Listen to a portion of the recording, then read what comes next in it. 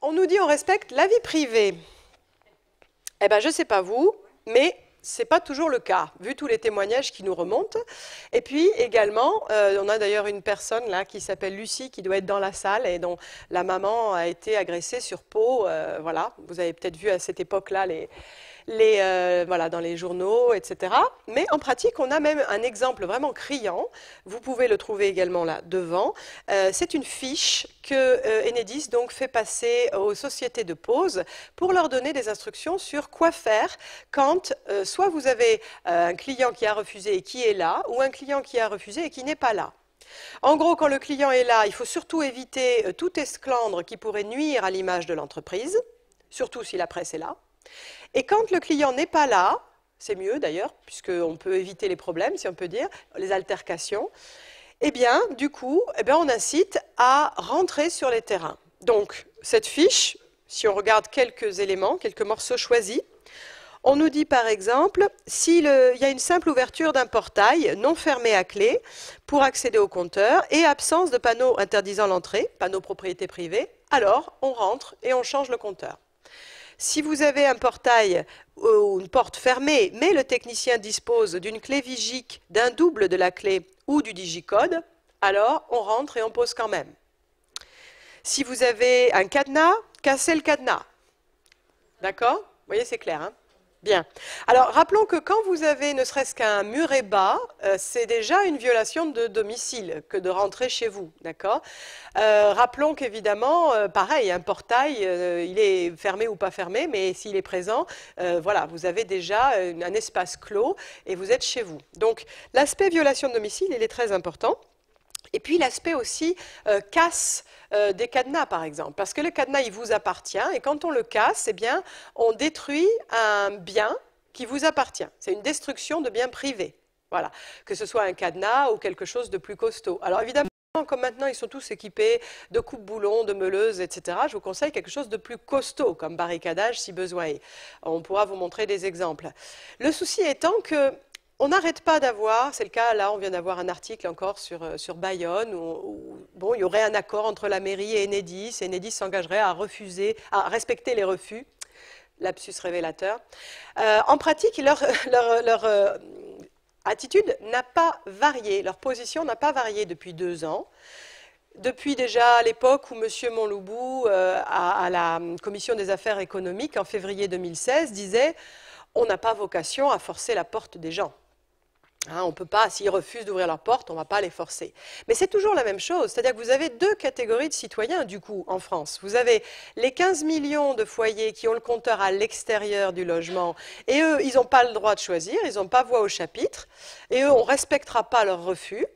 Par contre, les personnes qui ont le compteur à l'intérieur, protégées par leur droit de propriété privée, alors eux, parce qu'on ne peut pas faire autrement, ils ont le droit de choisir.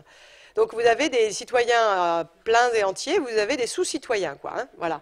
Et même Nicolas Hulot le confirme, ce qui est complètement incroyable en France, on va dire, hein, le confirme par une lettre de réponse à Ramon Bordalo, le maire d'une commune de Loubeau, assez fer de lance anti-Linky en Ariège, donc, qui lui avait écrit. Et il dit exactement la même chose. Voilà. Le refus est possible, notamment quand le compteur se trouve à l'intérieur du logement. Et les autres, alors? C'est quand même incroyable, quoi. Hein. Alors, soit on a le choix, soit on n'a pas le choix, quoi. Hein, mais en fait, bon, on devrait pouvoir le laisser à tout le monde. C'est quand même incroyable. Sachant que, donc, en pratique, qu'est-ce qui se passe? Quand vous avez un compteur accessible depuis l'extérieur, généralement, ils viennent et ils essayent de poser coûte que coûte. Alors, comme on leur a dit qu'il faut éviter les esclandres, la technique générale, c'est plutôt la technique de la planque. C'est-à-dire, c'était déjà le cas à Foix il y a 2 ans quand ils ont commencé à poser. Ça se généralise partout en France. On se met un peu en embuscade dans le quartier et puis on vient, en vérifiant les allées et venues des gens, on vient poser rapidement pendant qu'ils sont partis faire leurs courses, par exemple. Hein, voilà. Alors, on a une personne, par exemple, du village de Fougax et Barineuf, en Ariège, qui nous a dit donc qu'en septembre dernier, elle a vu donc un poseur dans sa voiture qui guettait le départ des voisins de cette dame. Et à chaque fois qu'un voisin partait, eh bien, la personne, donc le poseur, sortait de sa voiture, allait vérifier si la porte du garage était bien fermée à clé. Voilà, pour savoir si il pouvait poser à l'intérieur du garage ou pas. Vous imaginez quoi, hein? Voilà. Donc, sachant que, on pourra le voir tout à l'heure si vous voulez, les poseurs ont généralement un intéressement à la productivité. Vous le savez sans doute. Voilà. Donc le principe, c'est qu'on a vu des annonces sur Le Bon Coin, par exemple, qui demandaient des poseurs avec 0 qualification et 0 expérience. D'accord, requise. Donc vous pouvez avoir un CAP pâtisserie et puis vous avez quelques jours de formation et puis crac, vous allez poser des compteurs Linky. Vous allez les poser très vite parce que donc vous avez une pression importante. Vous devez en poser entre 10 et 15 par jour. D'accord, donc ça fait pas mal. Vous devez les poser vite parce que en plus, il y a une pression si le client qui a refusé, par exemple, revient, ou le client qui n'a pas refusé, mais vous ne savez pas si officiellement il peut y avoir des problèmes ou si les voisins peuvent intervenir, etc. Donc vous faites très vite. Et puis, si vous voulez faire du chiffre, hein, vous pouvez avoir des primes. C'est dit dans les annonces du Bon Coin en question. Hein, il faut en poser beaucoup. On vous incite à le faire. Donc, rapidité ne va peut-être pas nécessairement avec sécurité, hein, surtout si on n'a pas de diplôme d'électricien du tout, contrairement d'ailleurs à ce que M. Monloubou a écrit à tous les maires de France en 2016, où il leur a dit au début 2016 que les pauses se faisaient par des électriciens qualifiés. Voilà. Donc, c'est quand même incroyable. Voilà, donc dans une situation comme ça, vous pouvez aussi imaginer les problèmes potentiels, justement, de fameux serrages d'écosse et autres qui pourraient être à l'origine d'une partie des incendies qui seraient associés avec ces changements de compteur. Voilà. Donc, sachez-le, si vous vous signalez, si vous refusez d'abord, avant de quelque part barricader votre compteur s'il est accessible, il risque d'être changé et probablement changé en priorité. Pourquoi? Alors, il y a eu un bruit qui a couru et je pense qu'il est relativement vérifié. Enfin, c'était un bruit qui venait de l'interne, donc on suppose que c'était vrai. Mais bon, ça a peut-être évolué. On nous a dit les pauses de compteurs qui sont des compteurs de personnes qui refusent sont payées plus cher. Parce qu'il y a une sorte de pause difficile, et que les pauses difficiles sont payées plus cher. Donc il y a peut-être une incitation, quoi. Voilà. Admettons que ça soit plus vrai aujourd'hui, de façon très logique quand même, si vous refusez et que votre compteur reste accessible, il est tout à fait normal et logique qu'ils se précipitent pour changer votre compteur avant que vous ne le barricadiez s'ils craignent que vous le fassiez. Donc c'est déjà une première chose. Ou que vos idées séditieuses se répandent dans le quartier et que voilà, vous risquiez d'en poser à d'autres. Hein. Donc, en tout cas, de faire poser des barricadages pour d'autres personnes. Donc l'idée générale, c'est que vous barricadez d'abord si votre compteur est accessible et vous signalez par une lettre de refus après. C'est clair. Si vous avez un compteur bien barricadé, on risque de vous envoyer une petite lettre vous disant votre compteur en gros est inaccessible, ça pose un problème en cas de risque électrique ou de sécurité incendie, etc. Donc merci de débarricader votre compteur sous 15 jours et de nous appeler. Sinon, nous réservons le droit référer votre responsabilité, engager votre responsabilité devant les tribunaux. Alors, il y a des gens qui, recevant ça, s'affolent un peu, des barricades, etc. Mais il faut juste réfléchir 2 minutes en se disant, là, c'est quoi? C'est qu'il faudrait laisser en tout temps le compteur accessible, d'accord? Si on a le compteur dans, par exemple, son mur de clôture, au cas où il y aurait un problème. Mais qu'est-ce qui se passe avec les 20 millions de foyers qui ont le compteur à l'intérieur de leur logement? Il faut qu'ils laissent leur porte d'entrée ouverte au cas où il y aurait un problème? On ne leur demande pas, hein, d'accord? Et ils ne sont pas dans l'illégalité. Donc, il y a quand même un souci, sachant qu'en plus, s'il y a un souci électrique, on coupe au transfo, et puis voilà, quoi, hein, d'accord? Donc, ne vous inquiétez pas de ça. D'ailleurs, je n'ai jamais entendu, après réception de cette lettre, quelqu'un qui soit poursuivi parce qu'il avait barricadé son propre compteur et qu'il soit ennuyé à ce propos. Donc ça, c'est déjà une chose. Ensuite, quand vous êtes avec un compteur à l'intérieur de votre logement, vous allez être harcelé. Un compteur bien barricadé ou un compteur à l'intérieur du logement, vous allez être harcelé. Alors ça veut dire beaucoup de coups de fil, parfois 4, 5 par jour. Ça veut dire des lettres, comme je disais, d'intimidation un petit peu, qui vous expliquent que c'est obligatoire parce que, avec toute une liste de décrets, etc., mais sans jamais vous citer l'endroit exact où ça le dit.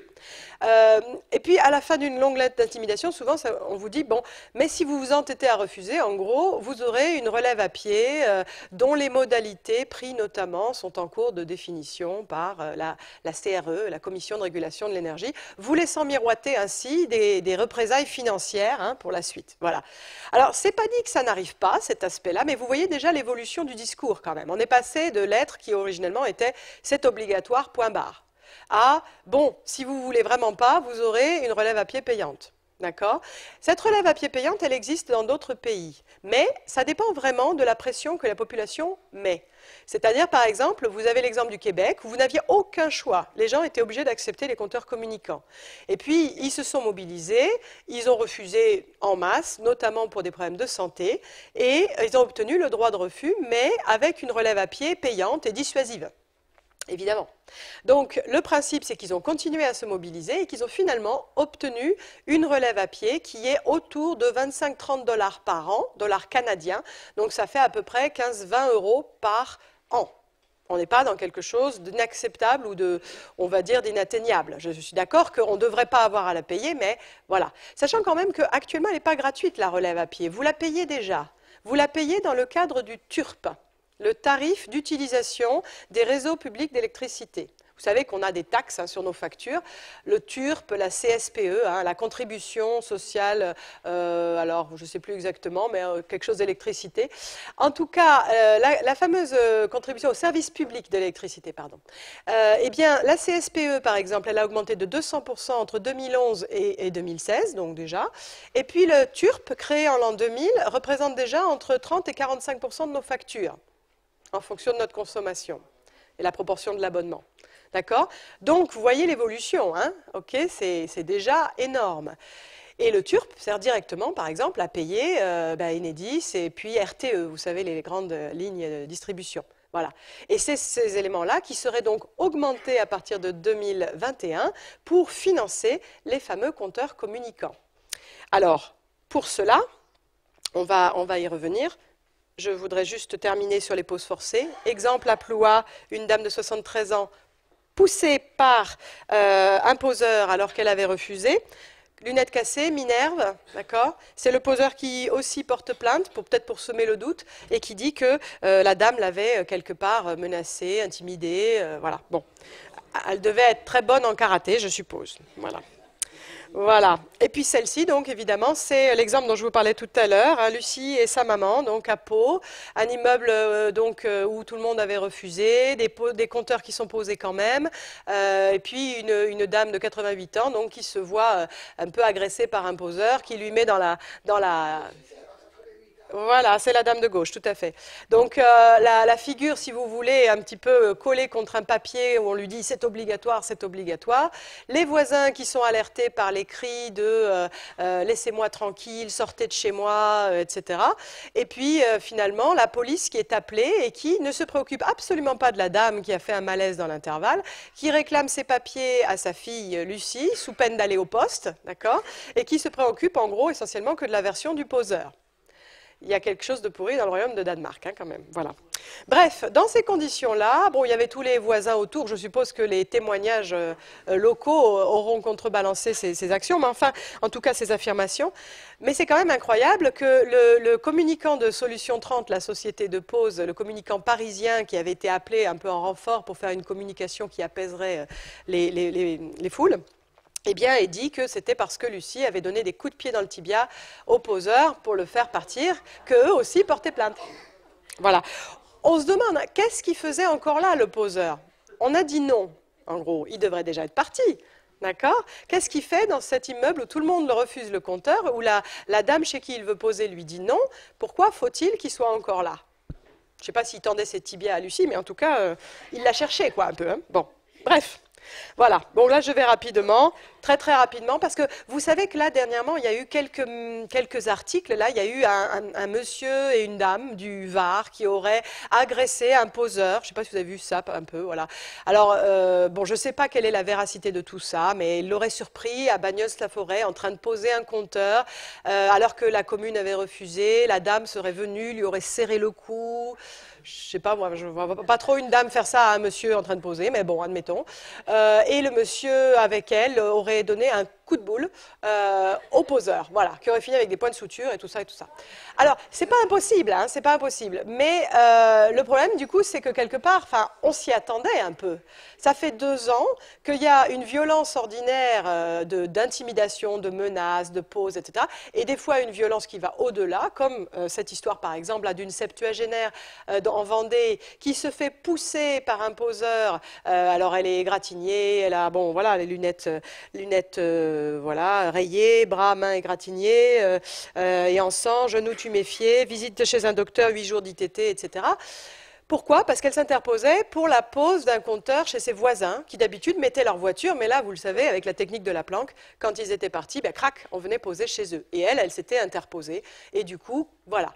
Alors, ça, c'est tout récent, hein, ça se passe exactement dans le même temps que le poseur avec son coup de boule, donc à Bagnols-la-Forêt.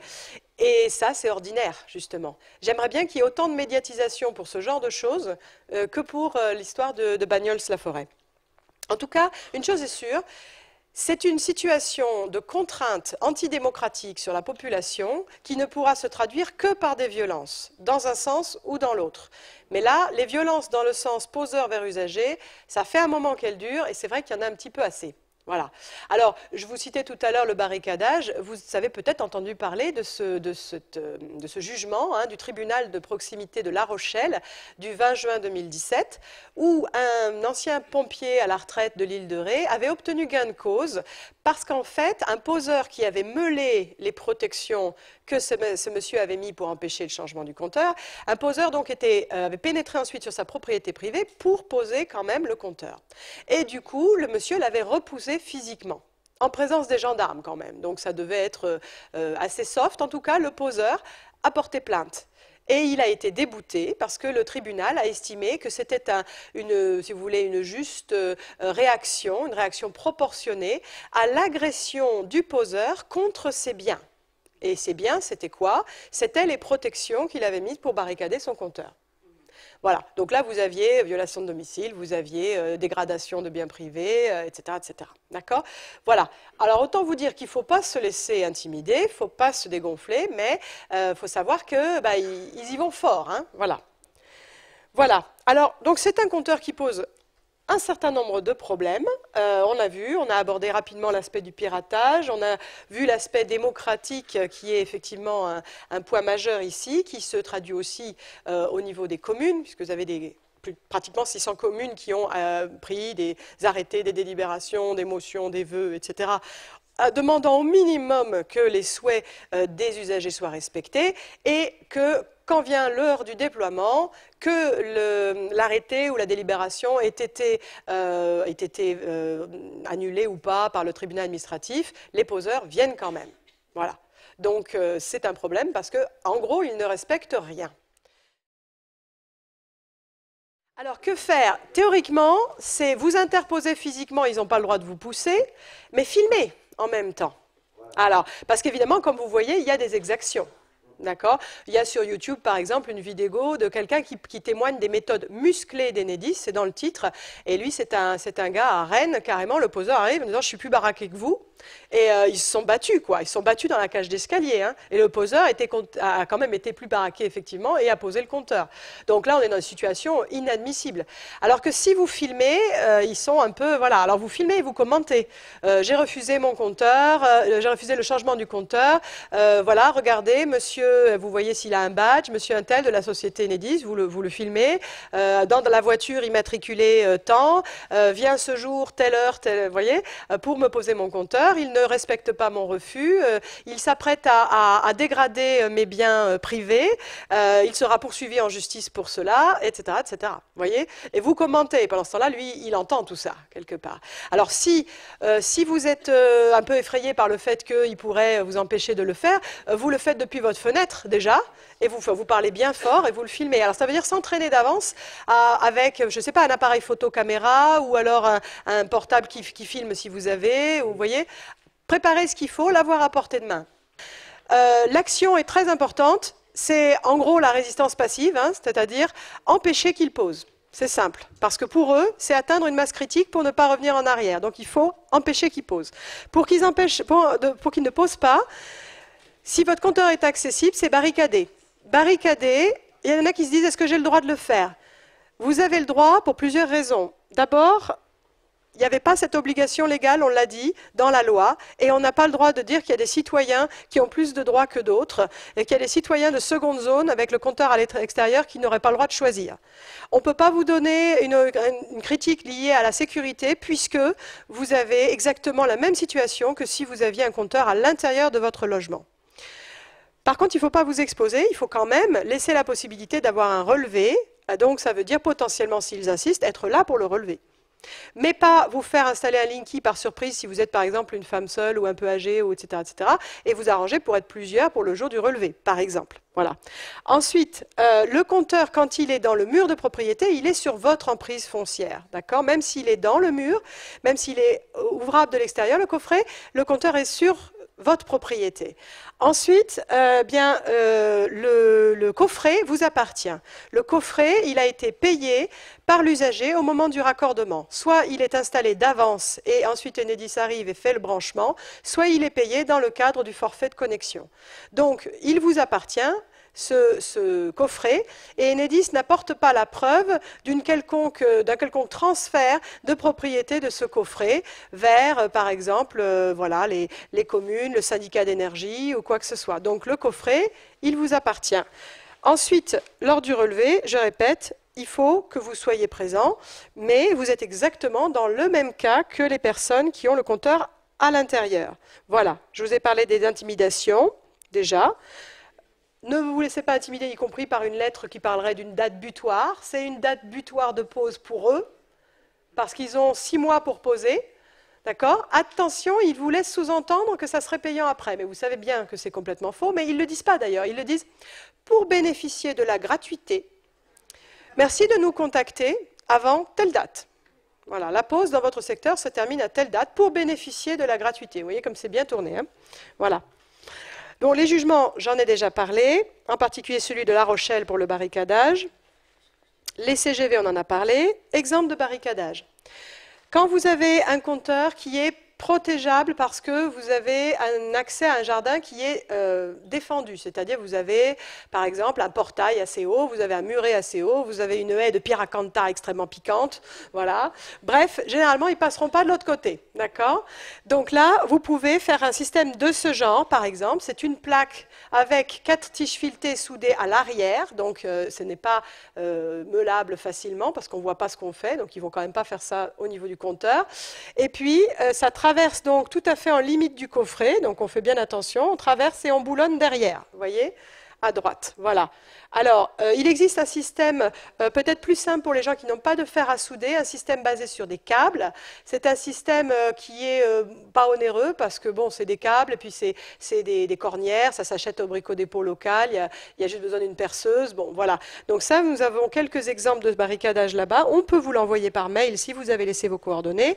Voilà, c'est un exemple avec des photos. Voilà, comme là, qui explique un peu comment faire. Mais bien sûr, tout ça, ça ne vaut que si on n'a pas accès, le poseur n'a pas accès à l'arrière. Voilà, ça également. Là, c'est plus simple encore parce que comme il y a le plexiglas déjà, eh bien, il n'y a même pas régulièrement à ouvrir. Le relevé peut se prendre régulièrement. Alors, vous pourriez vous-même découper ça et installer quelque chose comme ça. Mais il faut vraiment que le collage soit bien fait parce que si le silicone s'abîme après, potentiellement, vous pouvez peut-être avoir un peu d'eau qui passe. Ou alors, vous prenez carrément une porte d'un vrai coffret et vous l'installez. Ici, vous avez un système, par exemple, de grille qui est utilisable si vous n'avez pas la possibilité de protéger l'arrière de votre compteur. C'est à l'intérieur du coffret, donc même si les gens ont accès à l'arrière du coffret, ça ne pose pas de problème. Alors, c'est une grille en plusieurs parties. La partie de droite, elle est posée avant. La partie de gauche, en bas, vous voyez une petite partie qui est derrière, elle est posée d'abord et ensuite on vient mettre la grille. Et ensuite on met un cadenas de sécurité.